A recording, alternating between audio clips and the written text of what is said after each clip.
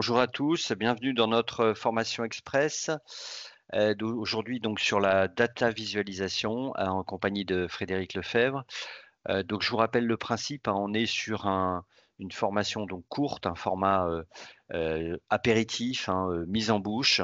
On va passer donc 30 minutes ensemble, dont 20 minutes pour vous présenter eh bien, les différents outils.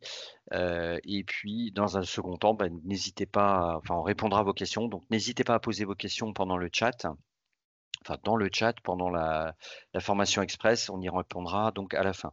Un petit mot sur Proformation. Donc, on est un organisme de formation depuis plus de 30 ans. On intervient dans différents domaines, hein, la bureautique, bien sûr, donc Excel, Power BI, mais aussi Copilot, hein, donc sur ce qui est, tout ce qui est IA. Nous avons aussi des formations en langue, en développement personnel. On a plus de 300 formateurs et donc on peut vous accompagner dans différents domaines. Notre ADN, hein, c'est le 100% humain, vous le savez, hein, donc nous, c'est un formateur qu'on vous propose, que ce soit en format individuel ou en format coaching individuel ou format classe virtuelle ou webinaire avec 500 participants, voire plus. Donc on a d'autres formations express qui sont prévues. Il y a HR, enfin Excel for HR People et Power BI Beginners en début juillet. Donc je vous mettrai les formations express dans le chat. C'est plutôt pour vos collègues, vos confrères à l'international, pour vous-même, hein, si vous voulez améliorer votre anglais sur ces outils. Mais voilà, l'idée, c'est de rayonner à l'international parce qu'on a déjà des contrats avec Total, enfin avec Orange ou d'autres, comme Saint-Gobain, où on forme non seulement en France, mais aussi à l'étranger, que ce soit en Amérique du Sud, aux États-Unis, en Asie, et voilà. Donc, je ferme la parenthèse et je laisse la parole à Frédéric.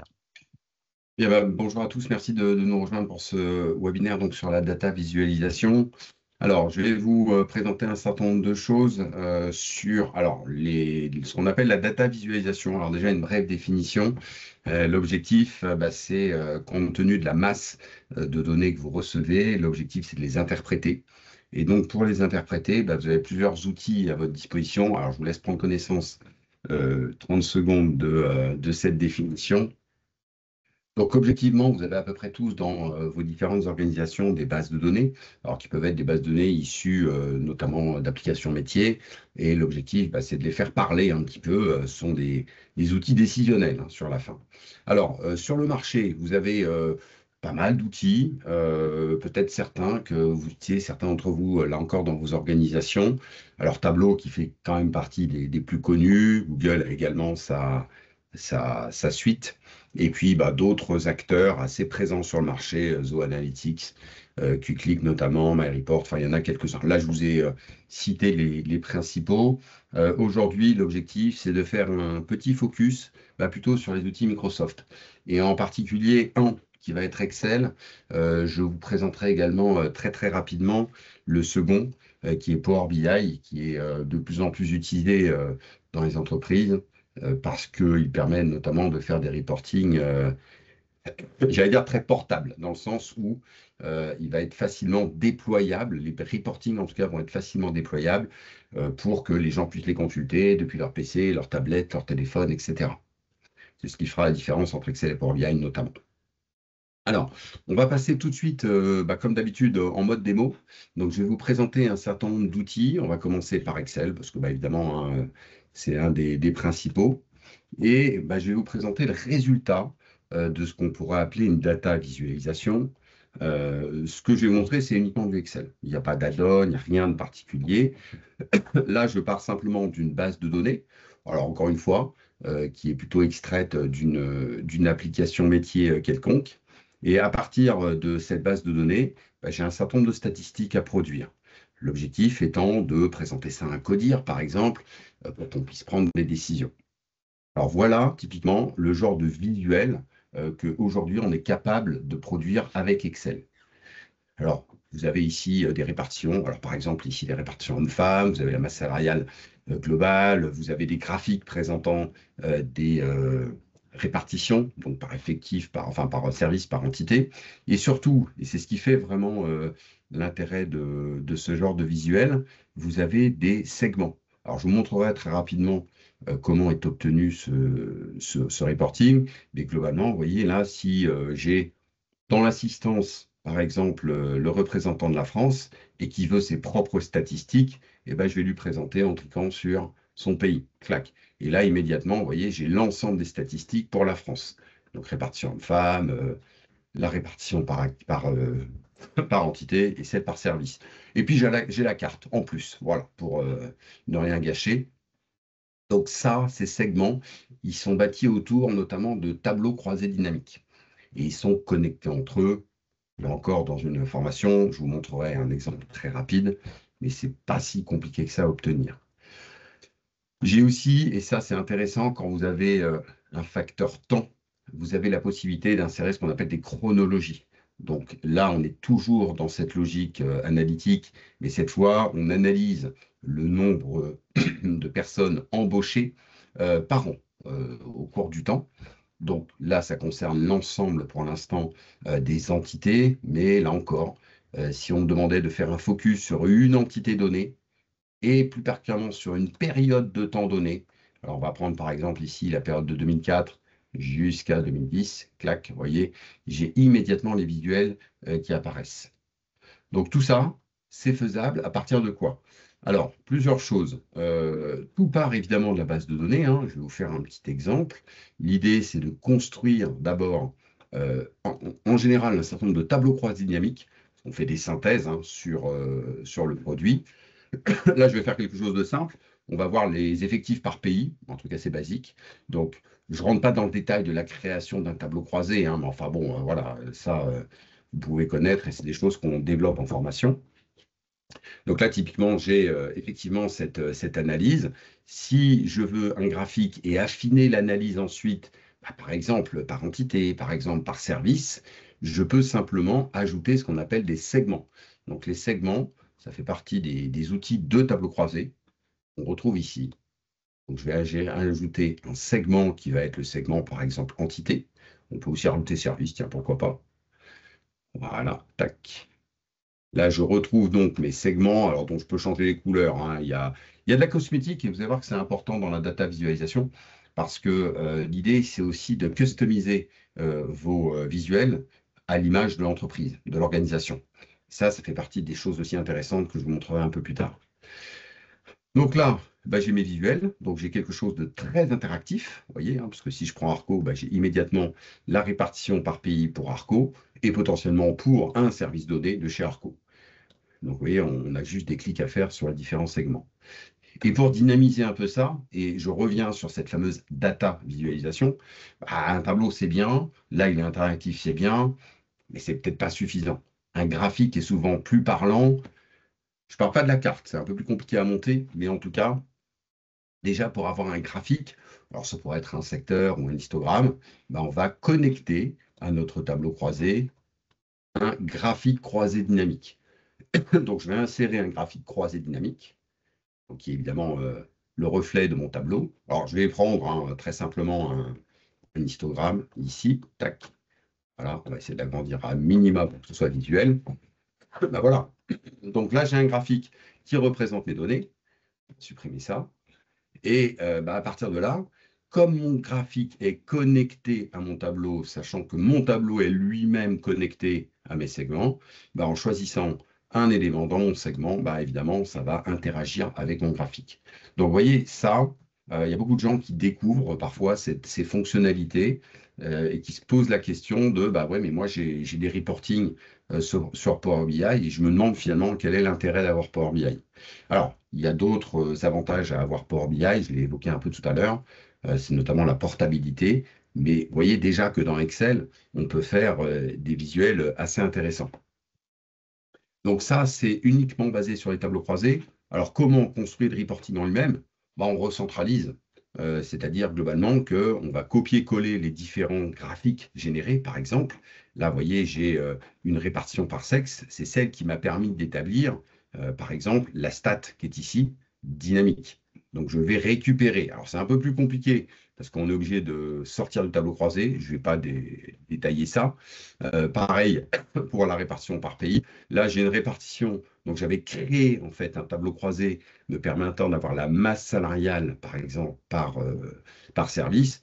Et j'ai créé un graphique par-dessus que j'ai ensuite bêtement copié-collé. Enfin, vous voyez, l'idée, c'est vraiment d'essayer de recentraliser des éléments que vous avez, notamment graphiques, que vous avez créés à travers un tableau croisé, et de les recentraliser dans une feuille qui va vous donner une synthèse.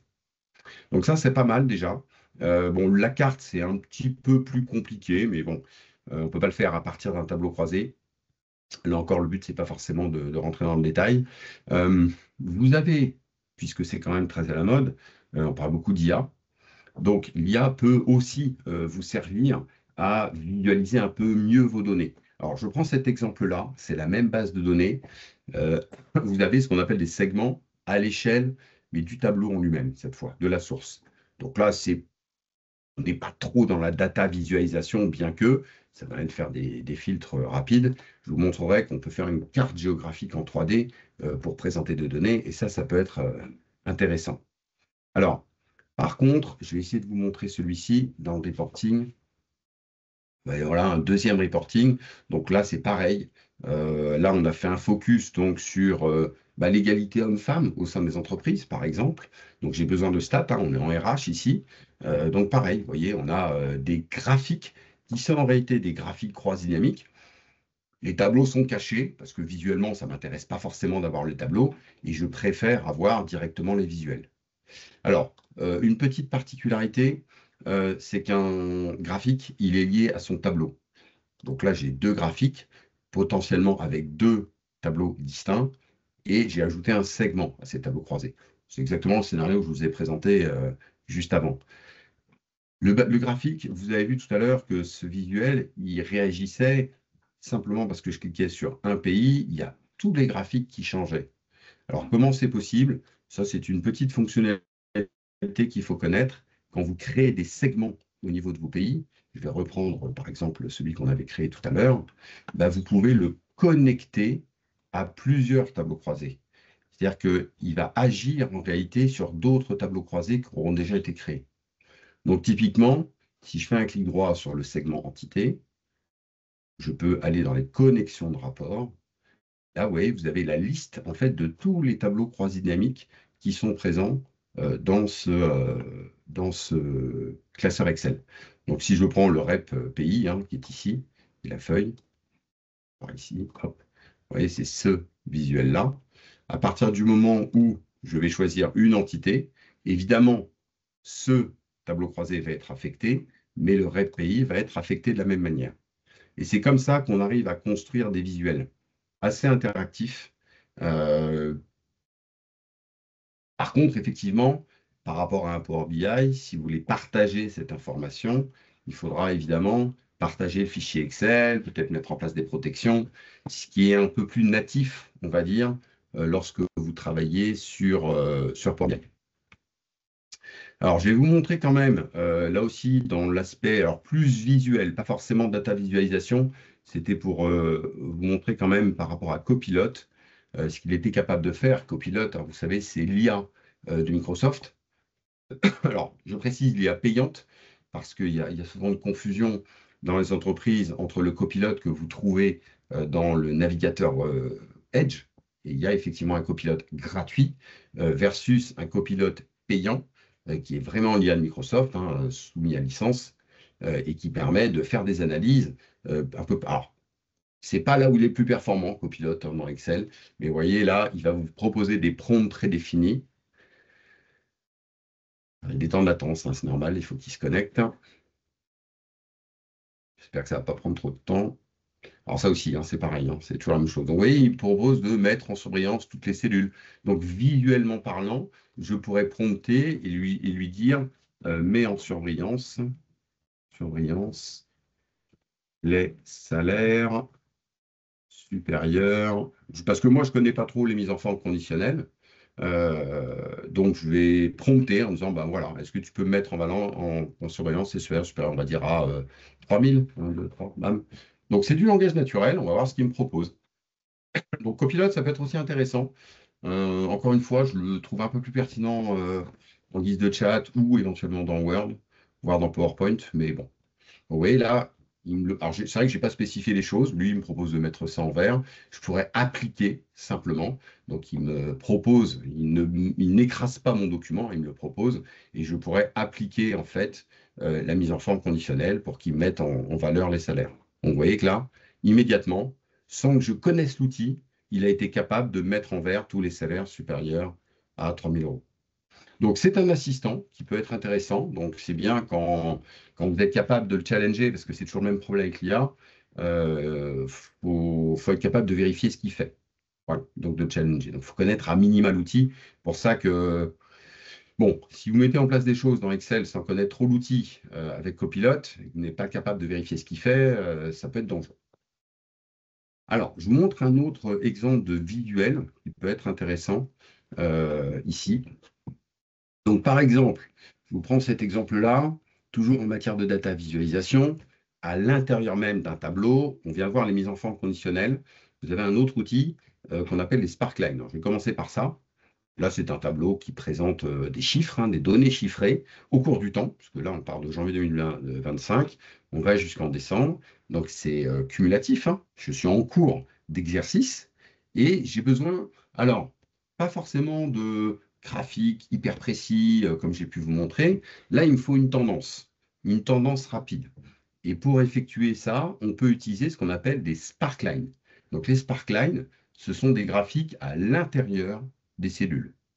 Donc, typiquement, voilà, où on peut sélectionner des données et lui dire, bah, représente-moi. Alors, c'est très limité dans le sens où il n'y a que des histogrammes ou des courbes, mais c'est le but, hein.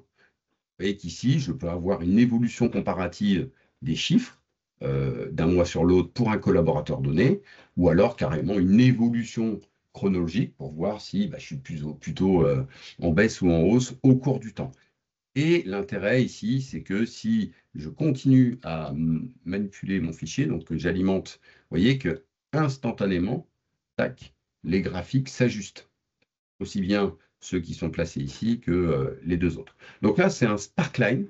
Alors Sparkline, c'est simplement un outil que vous mettez en place, donc en sélectionnant une donnée, fait partie des graphiques en réalité, mais à côté des graphiques traditionnels que vous connaissez peut-être, vous avez ce qu'on appelle des graphiques Sparkline. Donc là, si on veut une courbe, je vous disais qu'il n'y a que deux solutions, c'est courbe ou histo. Ça peut être des histos négatifs, parce que si vous avez des chiffres négatifs, il y a vraiment un histogramme particulier. Là, si je prends une courbe pour vous montrer très rapidement comment ça fonctionne, donc la plage d'emplacement, c'est celle que j'ai spécifiée hein, pour vous montrer, et la plage de données, quelles sont les données? Les données, elles sont là. Tac. Voilà. Et là, il va créer le visuel directement dans la cellule. Bon, on pourrait imaginer là que je fasse une évolution justement semestrielle, c'est-à-dire que je m'arrête au mois de juillet, et puis après, je vais continuer la suite. Donc ça aussi, ce sont des outils assez simples qui contribuent à comprendre plus facilement la donnée. C'est ça l'objectif de la data visualisation. Je vous en montre un autre d'outil. Alors, celui-ci est un peu plus caché, on va dire. Ce sont ce qu'on appelle les people graphs. Ce sont en fait des compléments. Alors, c'est un complément en particulier. Là, on va partir sur un autre domaine. Je vais supprimer ça pour vous le refaire. Donc, j'ai voilà, les affaires enregistrées par lieu et j'aimerais trouver un visuel un peu plus sympa pour présenter mes données. Il y a les graphiques traditionnels, hein, bien sûr, mais là, je vais faire appel plutôt à un complément. Alors, il faut savoir que les compléments ne sont pas forcément accessibles dans toutes les organisations. C'est le store de Microsoft et il peut très bien être bloqué. Donc, ça à vérifier auprès de vos organisations. Et donc, si vous y avez accès, alors, c'est comme tous les stores, hein. Il y a beaucoup de choses inutiles et puis quelques choses qui peuvent être sympas. Là, celui-ci s'appelle People Graph et ça va me permettre de faire une infographie un peu plus sympa sur la base, évidemment, de mes données. Donc là, c'est un outil web, il faut savoir qu'il faut être connecté. Donc, l'outil est très, très simple, très premier niveau. Vous avez d'abord quelles données il faut représenter. Donc, je vais sélectionner les données qui sont ici. Tac, créer. Donc, vous voyez déjà, j'ai le visuel qui apparaît. Je vais juste dézoomer un peu pour qu'on voit la totalité. Donc, vous voyez, c'est assez simple hein, d'approche. Lui, il ne fait que représenter les données. Et puis derrière, vous allez un peu customiser tout ça avec la petite roue crantée. On va lui dire, je vais changer le thème, le type, pardon, je vais changer de thème, si vous avez des codes couleurs. Alors, la petite limite pour le moment, et je pense que ça fait longtemps que c'est une limite, c'est qu'on ne peut pas avoir votre propre charte graphique, la charte de l'organisation. Là, ce sont des couleurs prédéfinies qu'il faut choisir. Et puis, on peut avoir quelques formes. Donc là encore, on ne peut pas choisir les formes, mais voilà, on a quelques petites choses comme ça qui peuvent être sympas. Donc, vous voyez, en quelques secondes, j'ai réalisé une petite infographie très simplement, qui est dynamique. C'est-à-dire que là encore, si je devais changer des chiffres, ici je vais passer à 4005, instantanément, clac, le visuel va être actualisé. Donc, c'est plutôt intéressant. Voilà, donc c'est comme ça, encore une fois. Puis après, vous pouvez le copier-coller ailleurs, éventuellement, pour recentraliser un petit peu toutes vos données. Donc, vous voyez, il y a des mises en forme conditionnelles. Donc, ça, ce sont les petites icônes que vous voyez ça. Vous voyez là, pardon. Il y a les segments, il y a les graphiques croisés dynamiques qui sont justement qui s'appuient sur ces segments. Il y a les chronologies, je vous ai montré ça. Donc, tout ça va contribuer à la fois à créer des visuels percutants, pertinents et surtout interactifs. Parce que c'est ça tout l'intérêt, c'est interactif. Donc là, voilà un autre exemple, pareil, alors sur un autre sujet, où là encore, vous avez une connexion avec les segments. Donc, vous voyez déjà, sans être obligé d'aller sur des outils plus complexes, mais je vous disais parfois plus pertinents, hein, je vais vous montrer un exemple de Power BI, on peut déjà obtenir des visuels intéressants. Je reviens tout petit peu sur le côté charte graphique. C'est important au sein des organisations parce que certains de ces visuels vont être potentiellement copiés-collés dans des PowerPoint. Et on a toujours cette difficulté de dire oui, mais c'est pas le même jeu de couleurs, etc. Il faut savoir que dans Excel, vous pouvez accéder à tous les thèmes. Donc là, vous voyez, j'ai un certain nombre de thèmes. Un thème, c'est la charte graphique à l'échelle du classeur. Si je devais changer de thème, là, voilà, je travaille avec le groupe Total. Ça, c'est leur charte graphique au sein de PowerPoint. Du coup, on va répliquer cette charte PowerPoint au niveau d'Excel. Et là, c'est absolument tous les visuels potentiellement qui vont être altérés. Alors sur celui-ci, ce n'est pas très spectaculaire, mais vous voyez, si je reviens sur le visuel qu'on a créé ici, au niveau de mon reporting, où là, il y a un jeu de couleurs plutôt sur des tendances violettes, là, si je change et que je mets à la sauce totale, vous voyez que là, immédiatement, tous les visuels ont changé, donc ont été impactés. Donc ça, c'est important parce que les thèmes que vous avez là, ce ne sont pas des thèmes Excel, ce sont des thèmes Office. Et ça permet vraiment, et ça fait partie de la data visualisation pour moi, ça permet d'avoir des reporting corporate qui sont vraiment efficaces et chartés. Alors, ça, c'est déjà pas mal, mais on peut aller plus loin. Pour ceux qui ont la chance d'avoir des analyses géographiques à faire, en tout cas avec une connotation géographique, c'est-à-dire que là, j'ai des adresses, des pays, des villes, et justement, j'ai besoin de produire des statistiques. On a vu des masses salariales par pays ou par ville ou par je ne sais quoi. On pourrait imaginer des volumes de production, par exemple, par pays. Dans ces cas-là, vous pouvez utiliser un outil qui s'appelle 3D Maps. 3D Maps, c'est un outil qui fait partie également d'Excel. Donc, c'est un outil, là encore, qui a besoin d'Internet. Donc, vous voyez qu'il y a déjà un certain nombre de visites guidées. Je vais en créer une seconde. Alors, elle s'appuie forcément sur, évidemment, l'outil s'appuie forcément sur une base de données, clairement. Donc, voilà, typiquement, là, je me retrouve avec la base de données que je viens de vous présenter. Et je vais pouvoir lui indiquer déjà, je veux une stat par quoi? Par pays, par ville, par etc. Donc là, je vais par exemple faire une stat par pays. Vous voyez, il a identifié les pays de ma base de données. L'objectif, c'est quand même d'avoir une stat. Alors ça peut être, je ne sais pas moi, le nombre de personnes, etc. Donc là, je vais prendre le nombre de personnes en hauteur. Donc, vous voyez, déjà là, j'ai un visuel assez sympa. Alors je peux zoomer, je peux dézoomer, tac. Voilà, je vais enlever ça pour que ce soit plus clair. On va pouvoir avoir un visuel plutôt façon carte satellite. Tac, on va centraliser ça un petit peu. Tac, tac. Voilà, je vais changer un peu la couleur. Alors, je vais un peu vite, mais c'est le but, c'est de vous montrer ce qu'il est possible de faire. Voilà, de mettre un peu de visuel. Je vais éventuellement ajouter des étiquettes de cartes. Tac. Et vous voyez là, bah, quand vous avez à présenter ces fameuses données en disant, bah voilà, on est combien en France, etc., bah, en termes d'interactivité, ça, c'est sympa. Plutôt que de présenter un tableau croisé dynamique qui va être très figé, que vous allez copier-coller dans un PowerPoint, bah là, vous dynamisez la présentation de vos chiffres. On va aller voir ce qui se passe aux États-Unis. Clac, voilà. Il se passe quoi? Bah, il se passe qu'on a 11 personnes aux États-Unis. Hop, et puis je vais revenir ici. Donc, on peut faire des visuels différents. Donc, vous voyez, si je prends, par exemple, une vision plutôt en mode, en mode cercle, en mode Covid, parce que ça fait vraiment ça, ou en mode voilà, couleur de carte, ce sont des choses qu'on peut faire.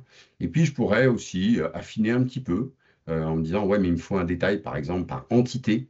Donc là, je sais que j'ai les entités et je veux faire une répartition par entité. Donc, on appelle ça une catégorie. Alors là, évidemment, tous les visuels ne sont pas possibles, mais vous voyez, si je prends, par exemple, ça, hop, on peut encore customiser un petit peu. Tac. Voilà. Donc oui, l'outil est assez bluffant. Ça fait partie d'Excel, hein, c'est intégré. Et en termes de présentation, ouais, ça change d'un vulgaire tableau croisé dynamique. Donc ça, c'est intégré à Excel. On n'est toujours pas dans Power BI, voyez. Et déjà, on peut faire des choses assez pertinentes en matière de data visualisation. Sachez qu'il garde l'analyse. Alors, il faut être connecté également sur Internet parce qu'il va chercher quand même la carte Bing, hein, parce que ce n'est pas Google, mais Bing. Donc, et vous pouvez même faire en sorte d'enregistrer tous ces mouvements que je viens de vous montrer pour aller de l'Europe à l'Amérique. Bah, je pourrais en faire une vidéo MP4. Voilà, c'est une autre fonction qui peut être intéressante. Voilà. Et pour finir quand même avec la data visualisation, bah, je vais vous présenter Power BI, parce que c'est quand même un outil qui reste très intéressant, je vous disais notamment pour la portabilité de l'information, et puis surtout la connexion en live avec la base de données.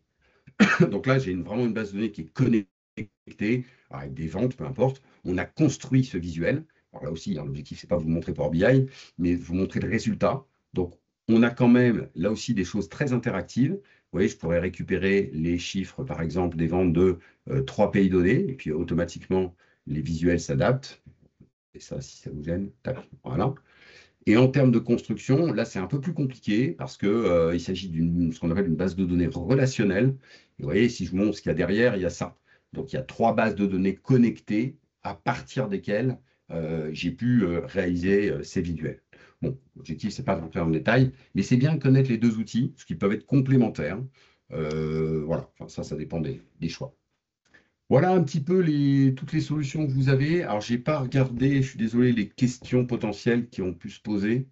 Oui, Frédéric, oui, il y avait une question d'Anaïk sur la mise à jour du graphe se fait automatiquement en fonction du segment choisi ou faut-il actualiser le TCD? Non, non, non. Alors, s'il y a une modification de la source, évidemment, il y aura une actualisation des TCD. Ça, c'est logique. N'importe qui faisant un TCD sait qu'il faut actualiser. Et donc, le fait d'actualiser les TCD va actualiser tous les visuels correspondants et donc les segments correspondants, bien sûr. Je vois pas d'autres questions. Donc n'hésitez pas, il nous reste quelques minutes. Euh, alors j'en profite, oui, pour vous rappeler que je vous ai mis un petit sondage, le lien des sondages à chaud, parce que votre avis est important. J'ai également mis les deux offres hein, de formation animée en anglais que vous pouvez donc transmettre à vos confrères à l'étranger. S'il n'y a pas d'autres questions, bah, je vais vous présenter rapidement les offres qu'on propose sur, bien sûr, Copilot et sur Excel, bien sûr, hein, et sur la suite Office, que ce soit au titre du plan. Hein. Donc, vous avez un coaching personnalisé sur Copilot de 4 heures, 2 fois 2 heures à 540 euros. Donc, il s'agit de 2 sessions de 2 heures. Donc, si vous voulez aller plus loin, évidemment, sur Excel, et on vous traitera évidemment cette notion de graphique hein, lors d'une session de 6 heures avec une dimension copilote, hein, mais qui est pas forcément une grande valeur ajoutée, mais on peut la traiter de toutes les façons. Teams aussi et plus copilote, PowerPoint plus copilote, évidemment le fameux Power BI, et là on est plutôt sur des programmes de 10 heures. Toujours à distance, hein, sous forme plutôt de coaching individuel. En tout cas pour l'offre qui vous est présentée ici. Et n'oubliez pas, on a aussi la possibilité, enfin vous avez la possibilité de faire, enfin, de vous inscrire à des formations via le CPF. Donc ces formations Excel et Power BI sont éligibles au CPF et on peut traiter de copilote également lors de formations au titre du CPF. Voilà, bah, je ferme la parenthèse. Est-ce qu'il y a d'autres questions, Fred? J'ai pas vu. Bon. N'hésitez pas, il nous reste quelques instants. Bon, bah, très bien, on a terminé, il est 30. Merci beaucoup Fred pour cette présentation vraiment intéressante sur les différentes possibilités hein, qu'offre Excel, notamment pour présenter ces données. Hein, c'est assez riche. Juste une parenthèse, je crois que 3D Maps n'est pas forcément disponible pour tout le monde, hein, je crois, hein, Fred. Ouais, il y a quelques Ça dépend. organisations chez lesquelles Voilà, c'est bloqué, ouais. Ouais, tout à fait. voilà. Donc, mais normalement, vous pouvez le demander à votre DSI et bon, ils verront si, s'ils sont OK pour vous l'installer. Voilà, bah écoutez, merci encore, bonne journée et on vous espère très nombreux pour nos prochaines formations express, donc cette fois-ci animées en anglais au début juillet. Au revoir.